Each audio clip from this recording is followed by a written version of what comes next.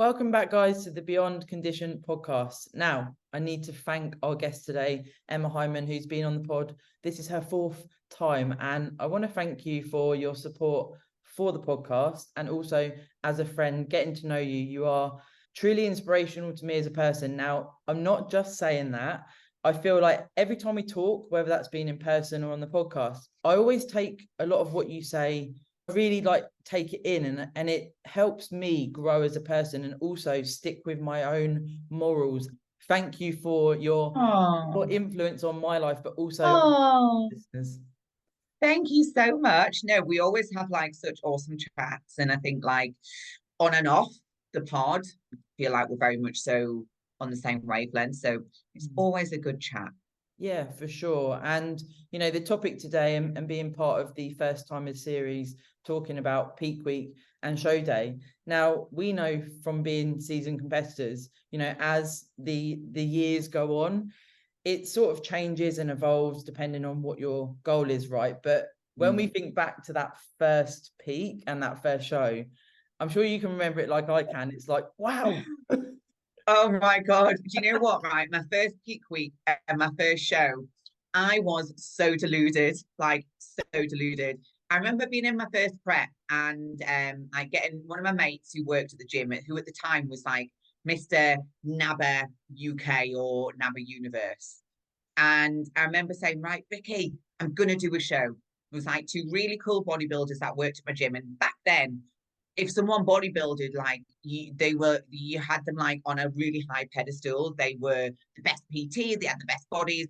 So I had these two friends that I worked with. And I remember Ricky giving me my diet, tell me what I needed to do cardio wise. And he was like, right, every day from now on for the next, I think I did 12 weeks, the next 12 weeks, 45 minutes on the cross trainer every day.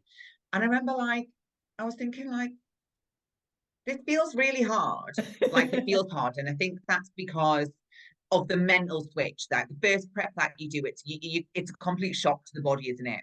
Yeah. And mentally as well, mindset wise, it's a surprise. You're like, oh, okay. So I have to be regimented, and I have to eat these meals. I have to do my cardio, I have to do my training. And I think it was more of the mental strain to begin with. But I walked around the gym and told everyone I was going to win. I'd never been to, because I'm like a dancer. I'm going to get the audition. Yeah. I'm going to win the show. I'm going in to win. Had never watched a show, so I didn't even know what went down on stage. There wasn't really much available on the social media, was kind of just getting going. There wasn't really much content on there to go and research. YouTube had all you could find on YouTube was posing videos of female bodybuilders from the 1990s. There was nothing really current on there. So I just massively winged it and didn't really know anything about the tan, didn't kind of realize how dark I needed to be, didn't get the stage makeup bang on, hair wasn't bang on. So it was a learning experience. For sure. Yeah. It's always massively. When you look back, it's like, wow, that was quite a few years ago. Now, of course, you progressed through the ranks and you're extremely successful as a competitor. And it'd be super cool actually to hear how your expectations changed and how maybe if your mindset changed around peak weeks and show day, the more sort of pressure that comes from becoming more successful. Yeah. I mean, my first peak week, I probably did the good old depletion. Depleted for 3 days, loaded for 3 days, manipulated my water. And it's even towards how from the beginning to the end, so there's 6 years in total, and I pretty much didn't take a year off. Oh, sorry, my dog. You get bonus points for take dogs. a year off. And obviously the progression over the 6 years, I just became more in tune with what was happening with my body during a peak week, although I did use the old school approach pretty much right until the end. And now in hindsight, there's a lot more information out there. So I think even beyond the 6 years, if I'd continued to bodybuild, my peak weeks would have looked different every single time. But for my journey, especially mindset wise, I didn't win for 3 years. Took me 3 years to actually win a show. I think that's just because in every season, which when I started to compete, there was only 2 seasons in a year. So when I competed with NABA, you could only do like the first half of the season was like May, June time, and then the second half was September, October. There wasn't really anything in the middle.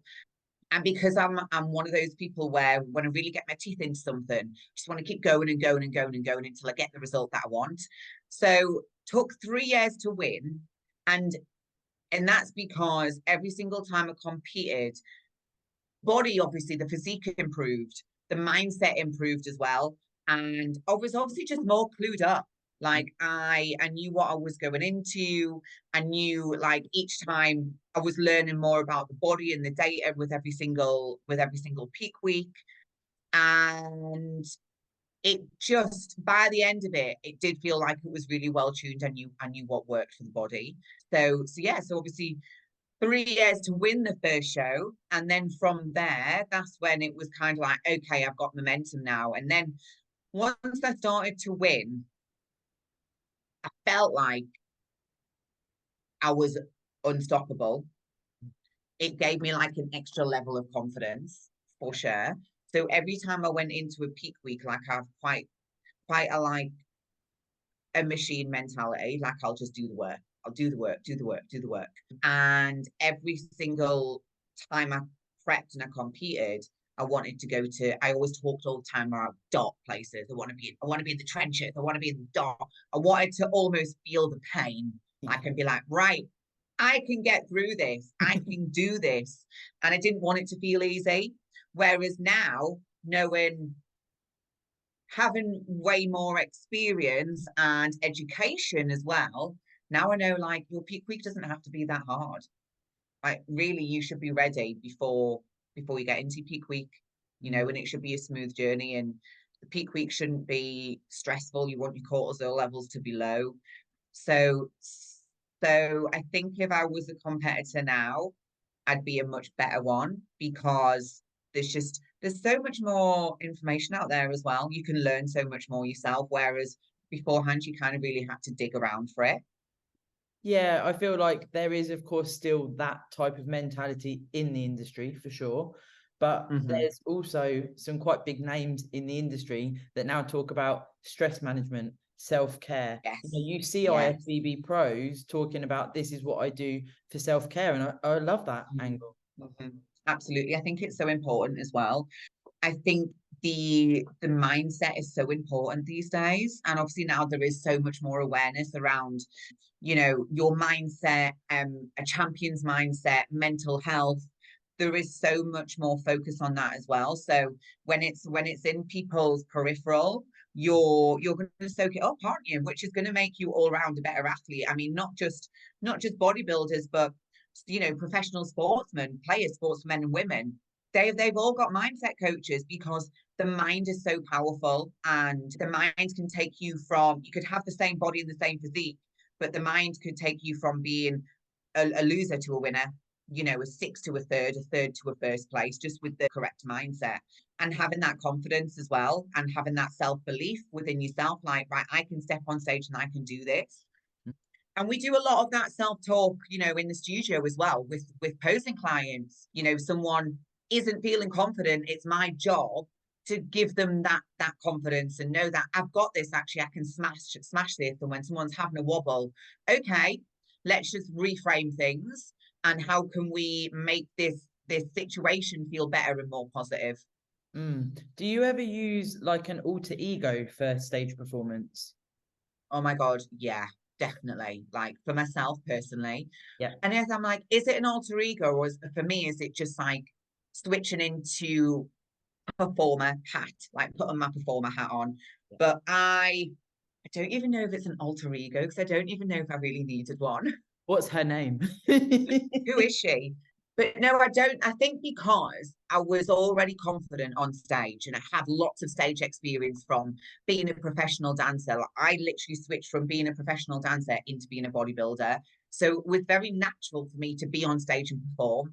Whereas for someone who isn't experienced being on stage, and it's something that's completely new to them and it's outside of their comfort zone, I would definitely say, like, look, we need to bring that Sasha Fierce out. We need to see that alter ego. And we do actually, I actually would touch upon this with a client when they're in the studio, and maybe not call it like an alter ego, but I'll say to them, say we start to practice the walk. And I always find the walk is where people kind of start to, they either completely come out of their shell and I'm like, oh, okay, who's this? I've not seen this person yet. Or they do the opposite and they hold back a little bit. So when they start to practice the walk, I'll always say to them, and I guess this is the way of pulling out that alter ego or that inner confidence. I'll say to them, right, okay, you've got your heels on. You're on a night out.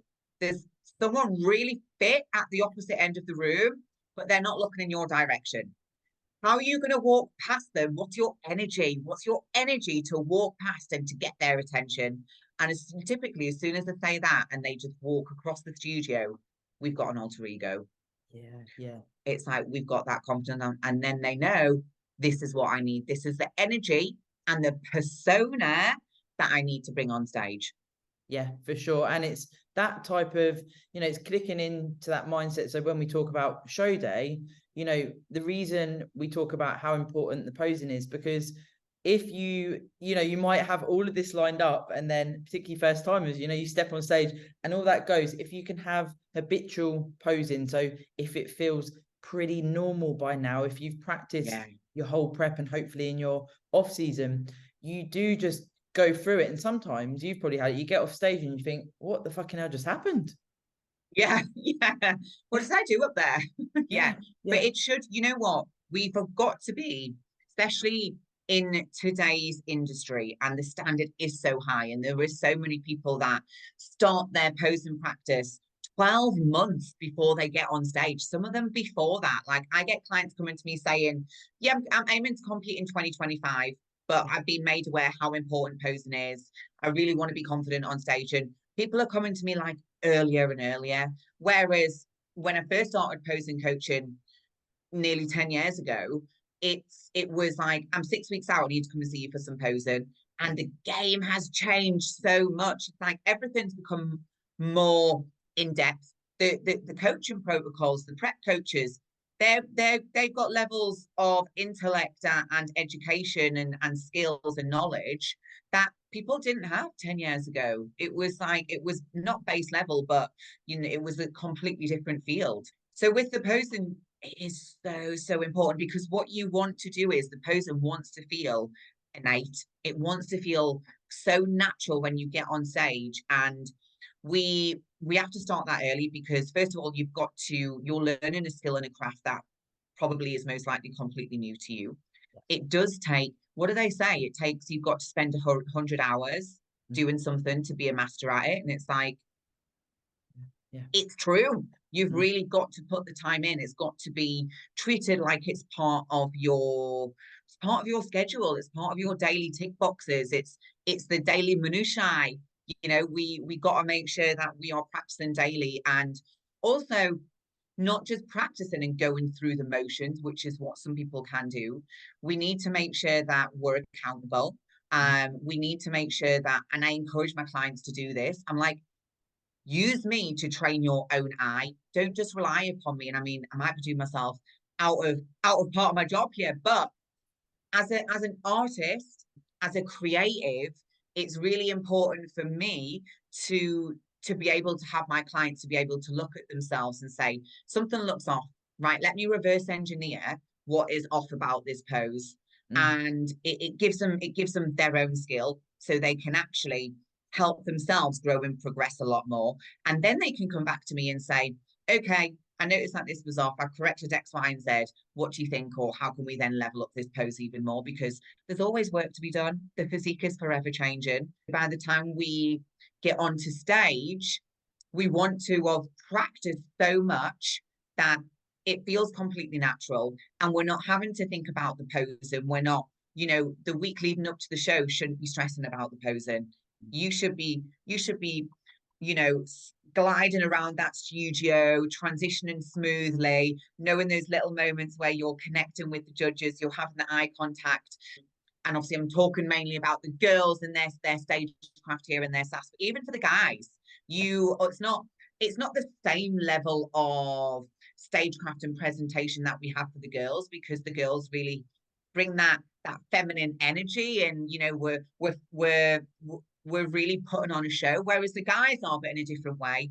So the guys, it's, you got to make sure you know how you can hit that pose bang on every single time without fail, and hold it and maintain it.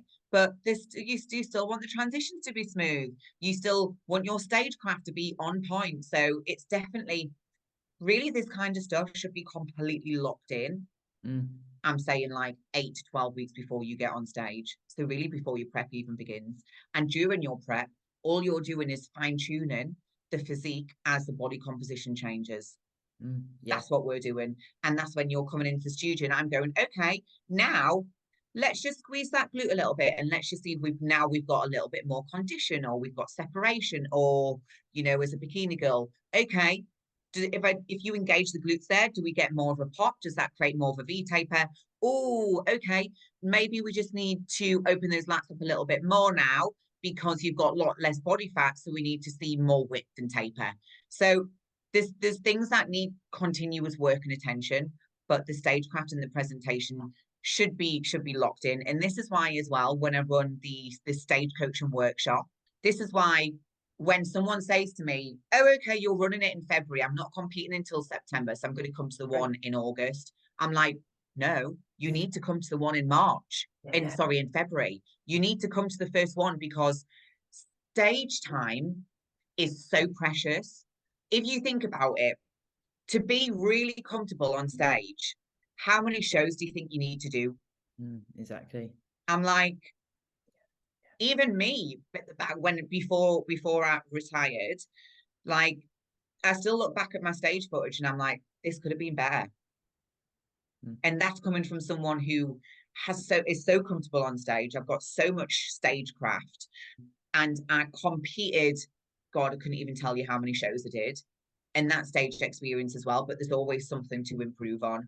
So getting time on stage, go to the stage coaching workshops, put yourself in an environment where you feel under pressure, because performing your posing in the studio to yourself or with a couple of mates feels very different to being on stage under the lights, excitement, adrenaline, you know, keeping it all together, making sure that that's why everything needs to be fully ingrained in the body. So if mentally, if you do forget something mentally, body wise, knows what needs to happen. It's like that muscle memory kicks in, you know. I like what you said there about almost, you know, if you sort of half-ass it per se, if you're lazy with the posing. Now, in a prep, we know you get tired, it gets tough, and that is part of, you know, you're pushing to low body fat levels, etc., and it is hard. But if you do practice your posing and you are being a bit lazy with it, or maybe not prioritizing it as much as you could, and that's not taken away from, you know, I'm not saying, well, you should just man up, but you need to, in my mind, ideally you need to pick, you know, the time slot that you're going to do your posing, and be able to, you know what your training is, you know how you feel as the day goes on. You're doing this for 6, 8, 10 months, however long, when you do a prep, because otherwise you get into bad habits. And then, you know, the work you do with yourself, if someone comes to a posing lesson, you can practice that, and then you can get into your old or new bad habits, and then you go back to you, and it's almost like you've got to start afresh. Now, regular posing lessons are great. If you can't do that for whatever reason, then it's trying to prioritize this as, okay, how does my day look? Where can I put the posing? Because if you can't pose, how are you exhibiting your physique when you step on stage? And you know what? It's like, I feel like I've talked about this so much that I feel like people know this, but they don't. You know, people, like, they still think that they've done the work sometimes. Like, sometimes I might get someone into the studio, or I might get someone on a Skype call, and they might say to me, I might say, okay, what do you want to work on? Tell me where you're at. Is there anything specific you want to focus on? And they might say to me, so I know my poses, but I just feel like it needs a little bit of sparkle on it. And I look at the routine and I'm like, you don't even have your basics and fundamentals locked in. Yeah. And I kind of like, I think my level of expectation is a lot higher now. I expect people to come into the studio, and especially if there's someone who thinks they've got the basics and fundamentals locked in, I expect them to be of a certain standard, but not everyone's there yet, because I do think it's a mindset thing as well. Yeah. You know, how are you approaching it? How much you, and I can tell when I say, for example, I do my online intensive, and we meet typically every like 3 days for a posing session, and I can tell when they've done nothing in between. I'm like, you have you watched that video, that 20-minute video that we recorded together, and I corrected everything, and you're coming back to me, and it's still the same as it was at the beginning of that session. So I don't think people know how seriously they've got to take it sometimes. Yeah. And it's getting, like you said, just getting that message across and continuing to send that message out, that it needs to be part of your daily schedule. It should be, I personally would treat posing, especially if I was a first timer, or I'm someone who still hasn't nailed my stagecraft. It would be part of my daily practice. Yeah.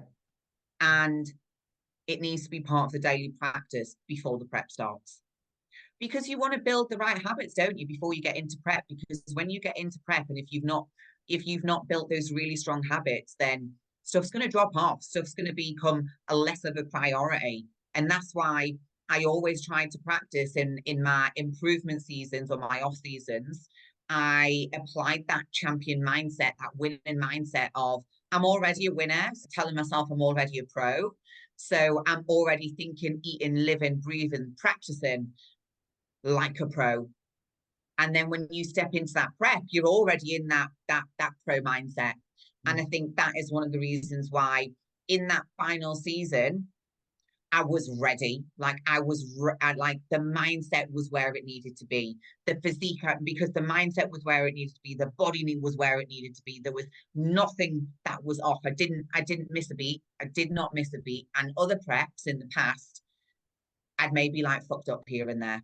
Yeah. And I was like, it's okay. But as I got more into the sport and I started to really harness, like working with Rob Latibodier, like as a mindset coach and a performance coach, I really, really absorbed all of that like a sponge, and really applied it to my whole bodybuilding craft. And I think if you can apply it in all areas, you are going to be so much more successful as an athlete a lot quicker.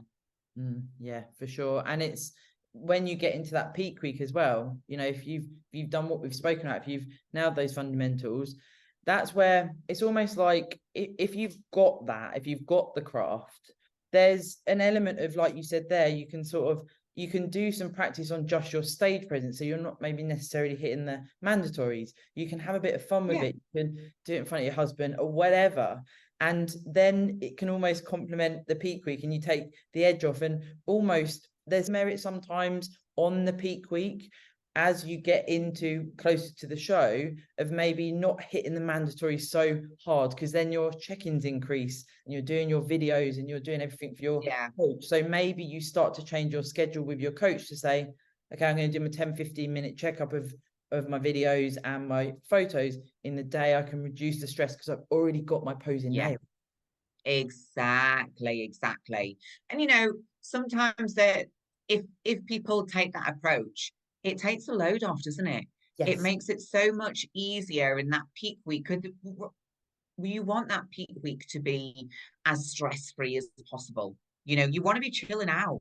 You don't want to be having to do, like, yes, you can do a posing check-in video, but like you said, if you can work that around your schedule with your coach, and you're sending me the same video check-in that you're sending your coach, then you're bringing down the workload. And what you don't want to do in your peak week is to be panicking like, shit, I still need to correct this on my posing. I haven't nailed that pose. By your peak week, everything should be boxed off. There shouldn't be anything that you're still trying to correct. It's just stressful, isn't it? Yeah, and I'm sure you'll agree, you know, as you go through and you've done it a few times, keeping it simple. So you don't want to start making things overcomplicated. Now, I'm sure that you've said before that you've always followed meal plans. Now, there will be people listening that maybe do the flexible dieting approach, so they have macro targets instead. Okay. And it's got to be using those foods around this time that you know you can digest. This isn't, I think sometimes, especially when you do your first peak, you think, wow, this is going to be so exciting. I get to eat carbohydrates. And then it's like, well, no, it's just rice and jam, you know? Yeah. Yeah, you get excited about that. It's crazy. It's like I used to get a burger the night before my show, and I'd be like, Oh, you "Oh did my like God, that? I get a burger! Amazing!" But yeah, it's just having the discipline, and ingraining those habits from as early as possible.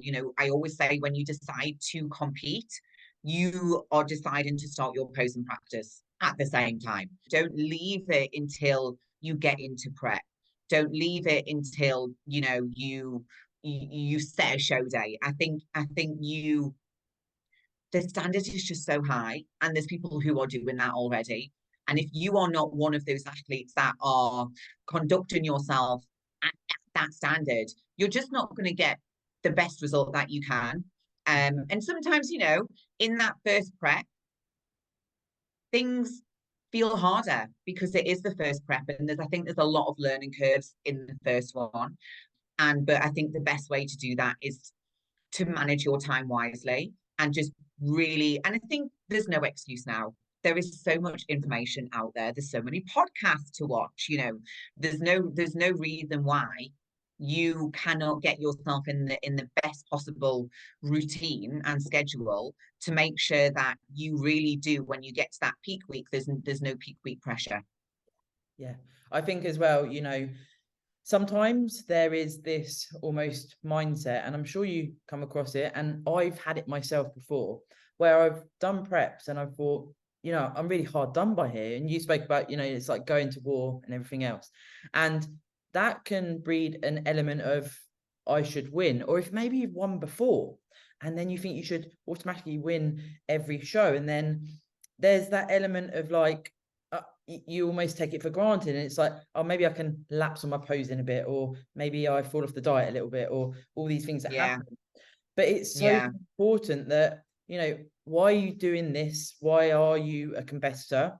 And what do you want to pursue? Now, if there's going to be people that are like, oh, fuck it, I just want to do it and I'm going to do it my way, fine. But if you haven't come out the womb genetically gifted, if you maybe don't have the sporting background, it's hard to then facilitate, if you keep making mistakes and you're slipping up on your diet, you're not doing your posing, you will fall back. And it's sometimes a hard thing to talk about, because I feel like people maybe don't want to hear that. But it is, if you face something in a prep, if you maybe face something in a peak week, you've got to have that bulletproof mindset to be able to pursue it and get to the show in itself, right?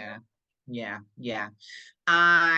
During my 2016 prep, I was prepping for the NABA universe, and my dad passed away like 4 weeks before I was due to get on stage. And it's exactly that mindset. And it was kind of, I had maybe 3 days where I thought, am I going to throw the towel in here? What am I doing?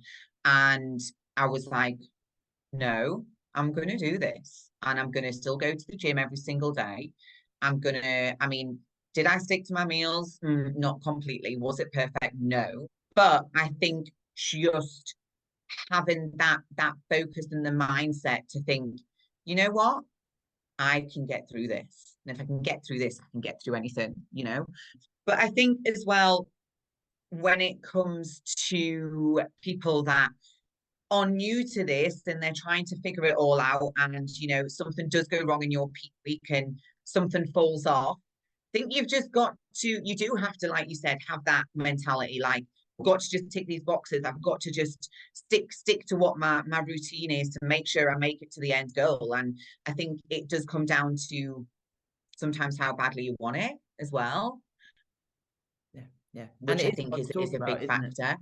Yeah, it is hard because sometimes people don't want to be that honest with themselves.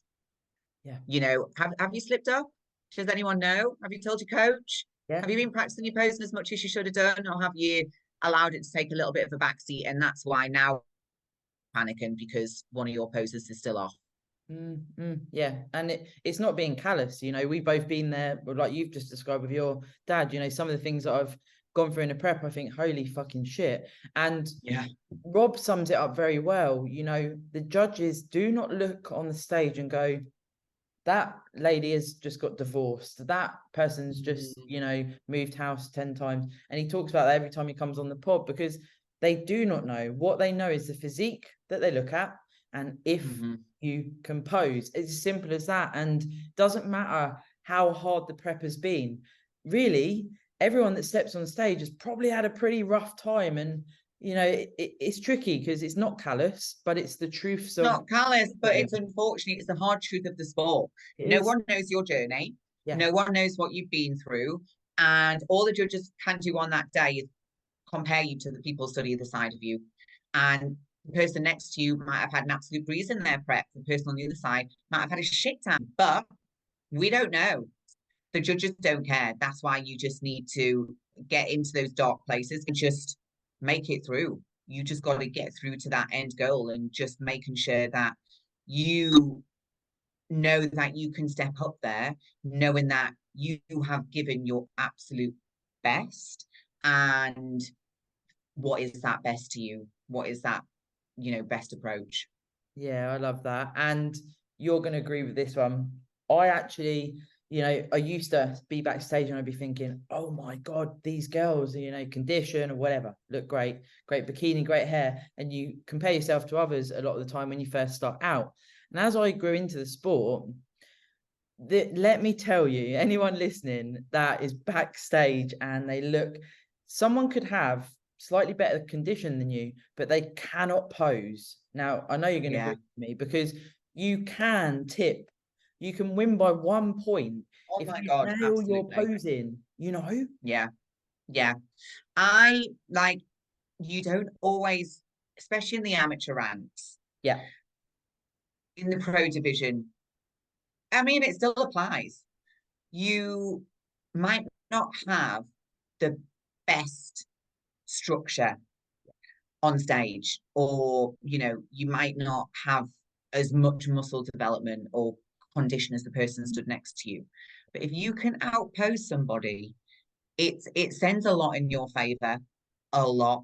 And I, going back to like my early shows, and my posing got better and better the more I really understood what I needed to do.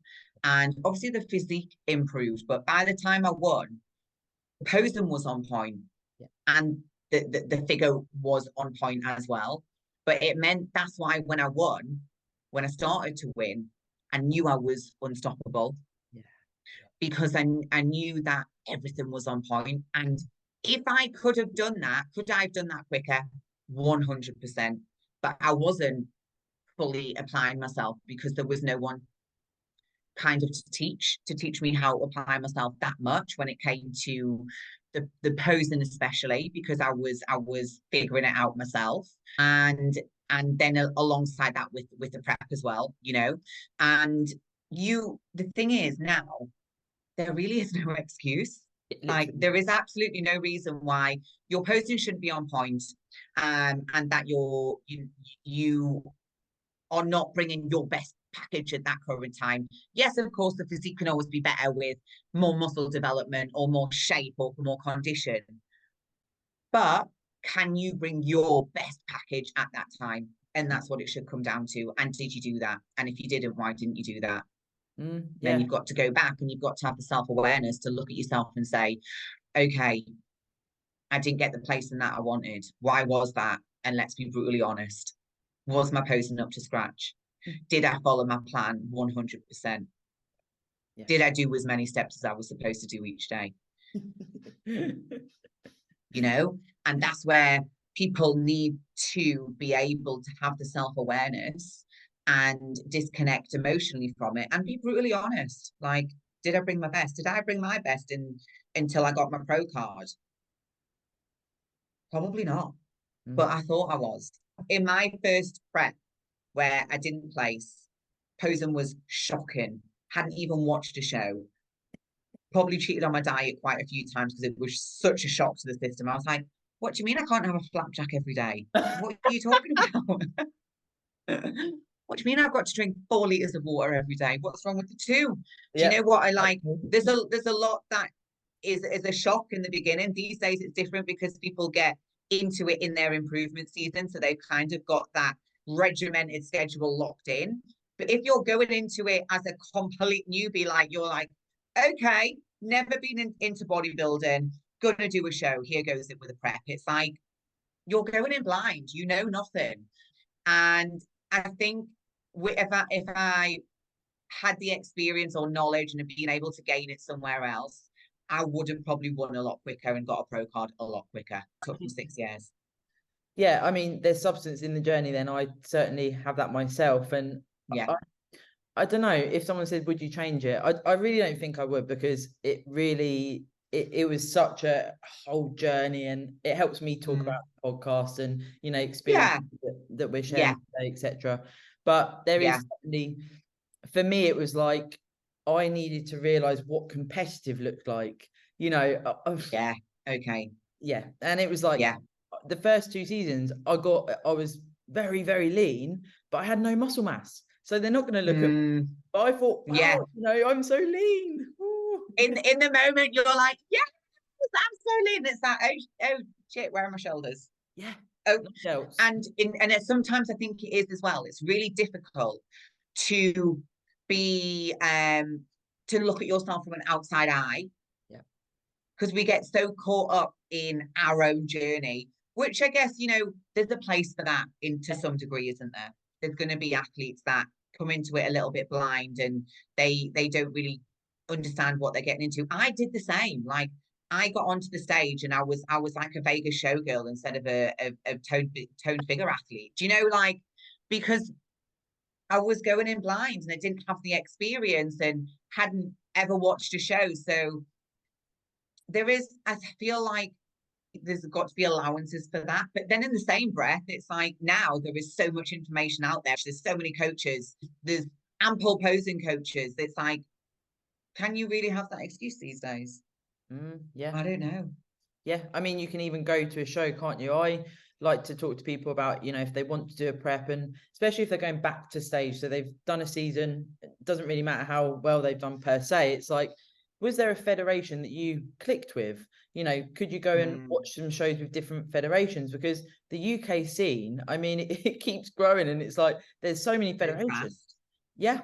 And I personally, I like, you know, the mindset of involving the athlete to go, okay, so what federation, you know, rings true to you as an athlete? Or, you know, there might be a couple, but I don't like the sort of, oh, I'm just going to do 8 different federations. For me, it's like, why, you know, isn't there an emphasis on pursuing one that you really gel with, or a couple, and seeing how far you can take it? Yeah. I think there's definitely right federation for each athlete. And sometimes as well, you know, like you said in the beginning, you had heaps of condition, but you didn't have enough muscle. Would there have been a federation that was better suited to you at that time? You know, instead of going in, I don't know if you did like PCA FitX. That was I was natty. That's all as there well. was. You know, oh my gosh.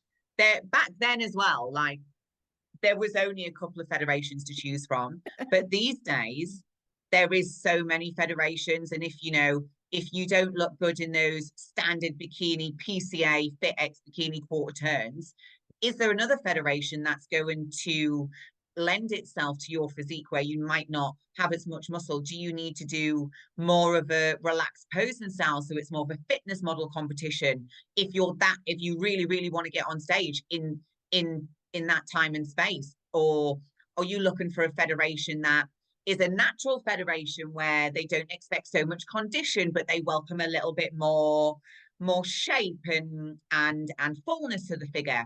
And there's that as well. And that takes a lot of time to understand what each federation wants, and that takes research and going to all of the shows and not just diving in straight away, or, you know, expecting. I've had clients come into the studio and they've said, oh, I'm doing this, I'm a first timer PCA, and I'm thinking, you're not going to be competitive. Yeah. And I'm like, okay, what made you pick that show? Oh, what does your coach think? Yeah. And for me, this falls onto the coach because it's their responsibility A to make fucking sure their athlete is put into a federation where they have the best possible opportunity rather than just throw them into PCA because that's all they know. yeah. As the coach, it's your responsibility to say, okay, you're natty. Let's put you in I don't think you're going to be able to be that competitive in an untested show. Let's get you in a tested fed, let's get you into UK DFBA, let's put you into BNBF. Or okay, you haven't quite got the muscle development for the bikini category. Mm-hmm. So how would you feel about doing something like UK UP where they've got a fitness model around, or Pure Elite where it's the standard isn't quite so high. More like No a offense to teaser anyone that's or competed, but it's a different standard. The level of expectation is different. The entry level is different, and coaches should be educated on that to be able to pass that on to their athletes to give them the best possible outcome. It takes a well-versed coach to know that. yeah, and it's suiting what your physique lends itself to now, because bodybuilding is so popular. Like you just mentioned there's sort of diva categories and that side of the sport now as well. And then you've got even some of the amateur bikini. I don't know if we class PCA as amateur, but that scene, that the bikini, some of the athletes, I think, Christ almighty, it's not. Yeah. It's completely The changed. standard is like it's the highest level of amateur at the PCA. And it's like I was having this conversation with another federation the other day, and they were kind of saying, you've got your two top tier federations, Two Bros and PCA, and then you kind of got the next tier and then the next tier after that, and you've got to find your entry level because you've got to you can't have a tier 3 physique and be going in at tier 1 and expecting to get results, because that's the show you want to do. Like, then that's fine, but manage your expectations and know that you're probably not going to get the placing you want if you get the placing at all. Yeah, this is where I say, like PCA, it's like I'd say it's amateur division, but it's so renowned now. Over here in Thailand, they have a PCA federation. They have them all It's over. growing and growing and growing. I think in the next 5 years, PCA it'll be even bigger, and there'll be international shows, and they'll have a full pro circuit going on, and it'll be a huge federation. Because like you said, they've got Thailand, they've got I'm sure there's China, it's across the world, it's in Spain, it's within lots of different areas of the world. It's your top tier, it's your top tier federation to get into in the UK. I'd certainly say, like you said, it is starting to become on par with Two Bros, because Two Bros has always been sort of the pinnacle, as it were, in the UK and other countries, like America, NPC into, that's the big name out there. But it's really cool to have that level of athlete. But it's certainly, you said it there, exactly that, managing expectations. And also we touched on natural and assisted. Now, if you're going like me at the start, I went into UK BFF and I didn't realize people used gear, and it was like, whoa, how, these women, they're bikini athletes. Wow. Yeah. And then it's also, I feel like it's a coach's job to talk about that as well. And if you are a natural athlete, pursuing natural federations, and if my stance is, and I'm sure you're going to be of a similar wavelength, if you'd like to see where you fare in an untested federation and you're natural, because you could still have very good genetics, etc., and you could do very well, then I feel like the coach would say, let's give it a go. Let's have an outing, see how you fare. And particularly if you're going to look to be assisted in the future, try this first if you can. Yeah, absolutely. Do as much as push your body as far as you can naturally. And, if you do that and you're not competitive in untested federations, and you can look at the girls, either side, and you think, I really did as much as I could, and I'm not going to be able to be competitive with this, then that's when you either need to look towards the natural federations, and or that's when you have a discussion with your coach and just see the options that are available, being well informed and educated. Yeah, so important because, you know, doing it from that informed approach. Before we jumped on, we touched on it. I get a lot of people listen that have been guided down the assisted route, and they're not aware of side effects. They're not aware what is involved. And we've spoken about the fundamentals, right? And this leading into peak week, your show, etc. And I truly believe if you're not able to follow the fundamentals of bodybuilding, then becoming assisted, okay, some people are going to fuck it, I don't care, I'm going to do it. But for the majority of people, I feel like this is certainly a clear message to then also do it with an informed decision and being aware of the side effects. Mm-hmm. Mm-hmm. Absolutely. You have to make an informed decision. I think any coach that doesn't tell you to go away and do your own research, I think that's really irresponsible, especially female and the males as well, because I've seen so many messed up males coming into the studio, and I've had enough conversations in the studio at events that we've done with or watched, podcasts about girls that are struggling post competitive journey as well. When they finish, they think during they don't really see, because they're in and out of prep. They do their improvement season. Oh, my cycles come back, great. Like, it's so much more than that. So much more. Like, my endocrine system is mashed, and that's because I wasn't educated. Yeah. And my own fault, didn't massively go and do the research.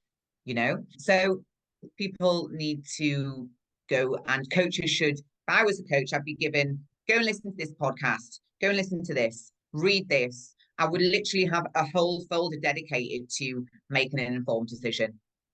Is this something that you want to do? You need to be made aware that there's probably going to be a knock-on effect to your health at some point down the line. I don't think anyone now can take peds and not have an issue further down the line with something at some point, whether it's liver related, whether it's your hormones, male and female, having problems with reproduction, and then them not connecting the dots either.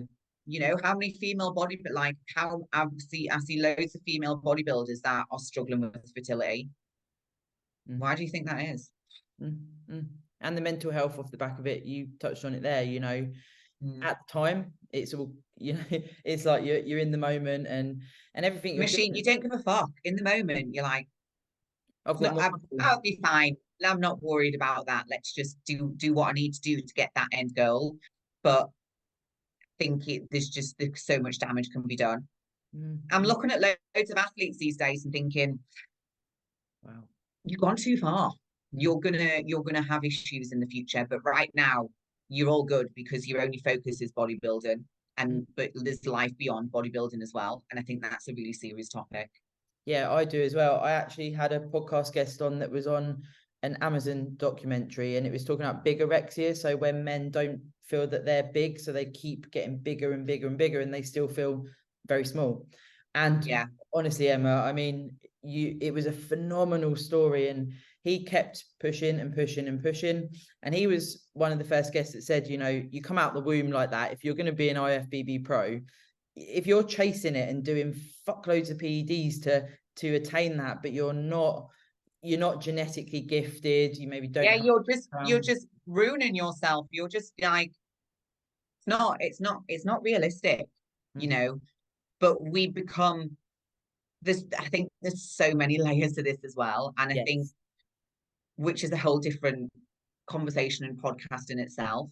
But I think a lot of people have underlying issues, and then they use bodybuilding as a way of giving themselves certainty, validation, or masking some sort of insecurity.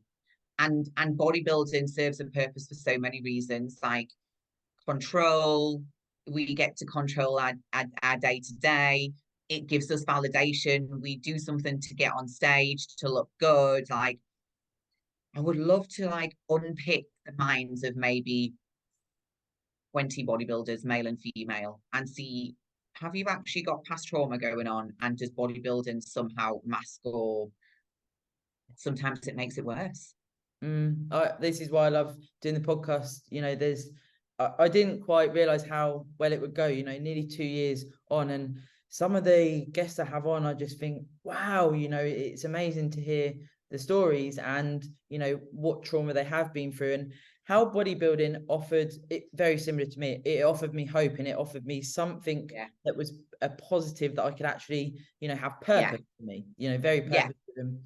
But it also, it deviated me from dealing with a lot of issues, and then it sort of brought about new issues because I hadn't dealt with these. And I think like, and don't get me wrong, like I'm not bad mouthing bodybuilding or bodybuilders. Sure. Yeah, but it's exactly that, what you said. Like, bodybuilding served a huge purpose for me, and I know we can both connect on this level. Like, we've both been through abusive relationships, and throughout that entire process, whether it was during the relationship, the aftermath, waiting to go to court, I had a court trial I had to go to. What was my therapy?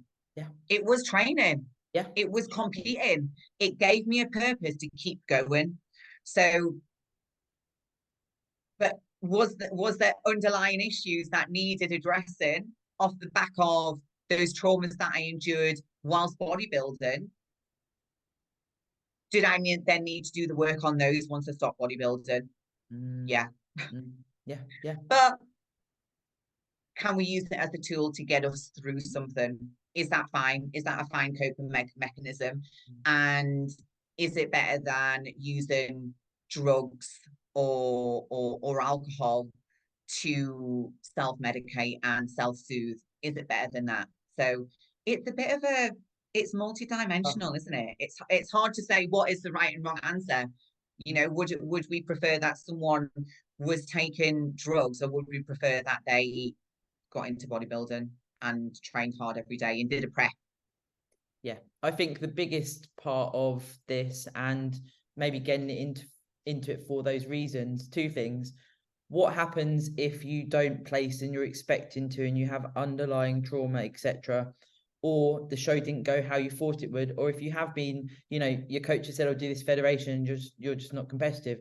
But also, you touched on it earlier, if you step away from the sport, that's when I feel like it can take that turn and that dive maybe in the wrong direction. Absolutely. No, I agree. I think, again, it's having a strong mindset, and just having like a good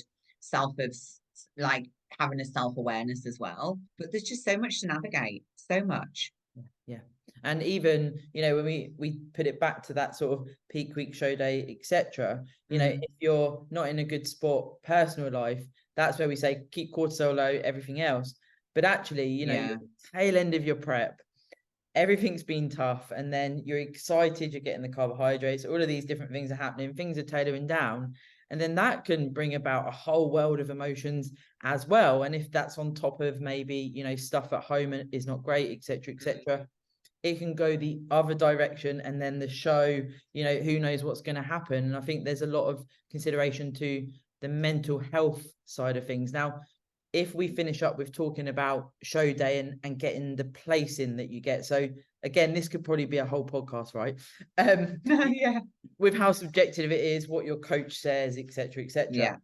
Now, I'd certainly say we've touched on it already, that actually go in knowing you've done your best. That's the ideal scenario.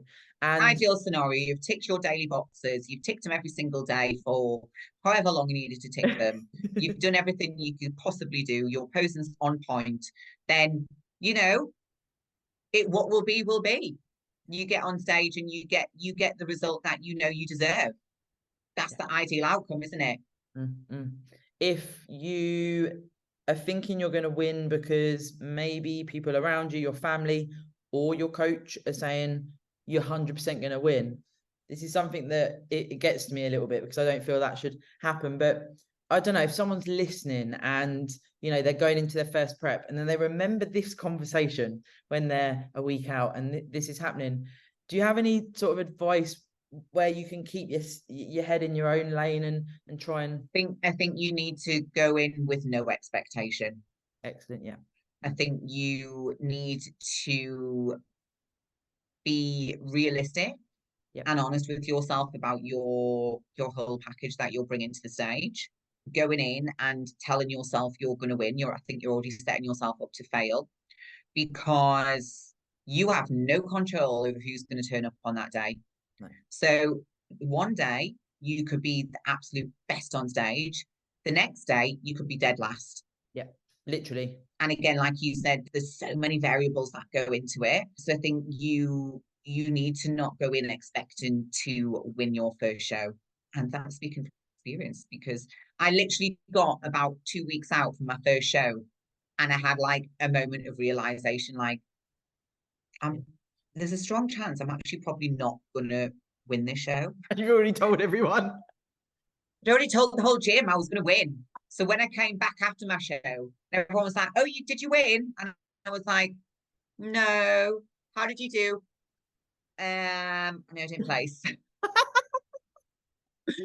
And I think that's hard as well. Yeah. You know, post show, managing other people's expectations. I feel like you need to set that up as well. You need to make it really clear to the people that are around you. Look, I'm going into this with no expectation. I've been working and training with a winner's mindset, but on show day, I could be the best, I could be the worst, I could be middle ground. So I will get the placing that I deserve on that day. And I think you need to manage other people's expectations, because there's nothing worse than coming off stage when you maybe got second place and it was a fair second place, but everyone around you is like, "You should have won. You should have won. Yeah. My money was on you." And I'm like, "No, but I shouldn't have done. I shouldn't have won." Yeah. And I think that's also part of the job, is to let people around you know, look, I'm going to be happy with whatever placing I get, because hopefully it's the placing that I deserve. Just be happy for me. Be a good sportsman. There's nothing worse than seeing someone look like disappointed for you when you get off. Like, yeah, and like, no, I need positivity. Yeah, and I feel like holding that together on stage, you know, whatever placing is, it's being judged. They've done the call outs and the podium finish and whatever. Hold it together on stage and then speak with your coach, with your photos, if they're there and they watch. Yes. Whatever it is, and hold it together and speak to your Bible, which is your coach, and get the feedback, because get the feedback. You can't see what's going on, you know, you should be in your own. Yeah, absolutely. And I think that's another fantastic tool, you know, for not just first timers, but for all athletes, like taking the time after your show to have a call with your coach, to go through, get plenty of stage footage, get pictures, and look at it and be honest. Like, oh, okay, what could I have done better here? Actually, my posing wasn't on point because the girl next to me, her stagecraft and presentation was so much better. Or I actually wasn't as sharp as I could have been. Yeah. Do I need to push a little bit harder in the next prep? Do I need to pull? Was I too lean? Do I need to pull back? Okay. Do I need to put on a little bit more muscle through the lower half? Okay, that's going to take time. So what is the next step of the journey? Yeah, for sure. And being realistic, which we've said, you know, the whole time, of where you fit in the industry. And I'd certainly say, and this is probably a good finish of what we've spoken about, you know, you're being judged on stage, and it's hard to put it. You can't take it like the judges aren't having a personal attack. You've either hit the criteria or you're slightly off, like you've just said. And you need to work on certain areas, or your stage presence, your condition, your muscle mass, whatever it is. If you take this personally, which I've done in the past, it does not lend itself to your journey as a competitor. Yeah, absolutely. It's really easy to take it personal, but we just have to remember the sport is subjective. And it's pretty brutal, always says. Pretty brutal. Yeah. And you got to be able to face back. Sometimes you're just not good enough. Yeah. Sometimes your physique's not ready. Sometimes, you know, you went for 2 bros and the posing style didn't suit you. You should have done PCA. You know, it's like, it's all part of the journey, isn't it? It's all part of the learning process. And then it's just deciding what you want to do after that show. Do you want to go again? Do you feel like, it's not done, you're not finished? Or is it like, okay, I'm maybe not cut out for this sport. My physique doesn't work for it. I'm not prepared to commit the next 2 to 3 years to being in an off-season physique and growing and pushing loads of food down my neck. Like, so if it's not in line with what you want to do, then you need to rethink what the next step of your journey is, whether that is continuing to compete or pivot in a different direction. Yeah, for sure. Wow. This episode, Emma, we've gone on some very good tangents today, and there's lots. I know we have, haven't we? We've gone off a little bit, but we've come back. I love that though, because yes. Always organic. And when I've listened to podcasts in the past myself, it's like you don't want to know what's coming, right? Which is a bit like you want to go with the flow of the conversation and just wherever it goes. So we flowed. But I do want to say as well, in regards to like the posing and the accountability and working on the posing all year round. And obviously we kind of touched on, sometimes people aren't in a financial position to have a posing session every single week. Yeah. I have actually created a solution for that, which is something that really goes hand in hand with what we're talking about. So I've developed a platform where people can subscribe to my service online with either a video check-in on a weekly basis, and they get video analysis feedback, or photo check-in. And it's a really accessible price. It is £30 for the first tier, and it's £60 for the second tier a month. Bear in mind, you pay £89 for a 30-minute posing session in the studio. Yeah. So when you break that down week to week, £60 over a weekly basis, like what? It's nothing. It's a couple of coffees, isn't it? Because what I've done over the past 6 to 9 months, I have worked with certain clients and I've given them the option to check in with me on a regular basis, like a weekly, some of them more than weekly. And they've received the best results in their season ever, because they've had consistent feedback, accountability, training their eye, giving them the corrections, applying them, getting them locked in for the following week. And then we look at something else. And it's kind of been the missing link for a little while with clients, because I know I can get them to where they need to be, but there's a lot of work that needs to be done. And the weekly accountability just means there really is no excuse. And people like to be accountable. Like, I'm paying for this service and I'm going to send a check-in every single week, which means I have to practice my posing. And if I'm getting the same feedback every single week, not like a month-to-month posing session, if I'm getting the same feedback for 3 weeks in a row, you're going to get sick of hearing it, and I'm going to get sick of telling you. It's accountability. Everything is linked in my bio on Instagram. People can DM me, but I'm super excited. And alongside that, what I'm building in the same platform is a community as well. I want to have like a place where people can chat about anything, not just posing related, prep related, posing suits, who's the best person to get a posing suit from, what kind of shoes do you like the most, what are you struggling with this week. So I'm really kind of creating a support network as well with everyone who passes through the Posing Pro Academy. So yes, I'm excited. Yeah, for sure. I mean, I'm going to create a new breed of athletes, those that are going to step on stage and it's all going to be flawless from the get-go. Well, didn't you message me the other day as well? Some of your posing coaches listen to the podcast. Do we need to give them a shout out? Yeah. So my 2 new coaches, so Michelle and Carol, they were like chit-chatting between themselves. I was just in the studio setting up for our academy day, and they were talking about podcasts that they really enjoyed. And Carol said, yeah, really, I listened to one called Pod. Is it called Pod? Beyond Condition podcast. Yeah. Yes, yeah. But I know you call it Pod. So Beyond Condition. And she went, oh yeah, I listened to Beyond Condition, and my ears pricked up.